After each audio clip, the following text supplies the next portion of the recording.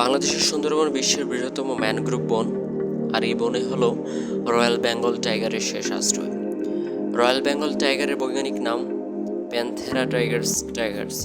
এখানে নদী, খাল আর ঘন জঙ্গল তাদের জীবনের জন্য উপযুক্ত পরিবেশ তৈরি করেছে। এরা একাকী শিকারী, প্রধান খাদ্য হলো চিত্রা হরিণ, বনশুকুর আর মাঝে মাঝে কুমির। এক লাফে তারা 30 ফুট পর্যন্ত যেতে পারে, আর সাঁতারে এদের জুড়ি মেলা ভার। কখনো কখনো শিকার ধরার জন্য 6 থেকে 7 কিলোমিটার পর্যন্ত সাঁতার কাটতে সক্ষম। 2024 সালের জরিপ অনুযায়ী বাংলাদেশের সুন্দরবনে 125টি বাঘ রয়েছে। 2015 সালে যেখানে সংখ্যা ছিল মাত্র 106, সেখানে ধীরে ধীরে বাড়তে থাকা এই সংখ্যা সংরক্ষণ কার্যক্রমের সাফল্যের ইঙ্গিত দিচ্ছে। তবু বন ধ্বংস, জলবায়ু পরিবর্তন, পাচার আর মানুষ বাঘ সংঘর্ষ আজও বড় চ্যালেঞ্জ।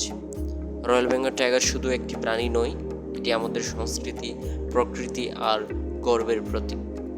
সংরক্ষণে আমাদের প্রত্যেকের ভূমিকা জরুরি, কারণ বাঘ বাঁচলে সুন্দরবন বাঁচবে, আর সুন্দরবন বাঁচলে বাংলাদেশ বাঁচবে।